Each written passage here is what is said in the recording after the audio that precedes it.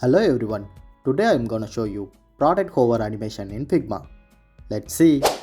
Let's go firstly create the product code by adding the product image, name and its price. Now let's duplicate the cards and change the background color along with the position of the image and font color.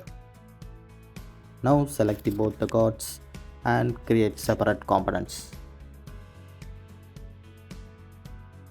Select the both components and combine them as variants.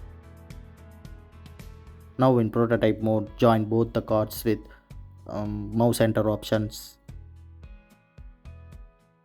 smart animate and slow, and give the 300 ms, and similarly create other cards. Once you completed your prototypes and then place them in your design. Once the design is finalized, run in to see the smooth animation. I hope you got an idea from this video. If you need a more related videos, like this video and subscribe my channel. See you later.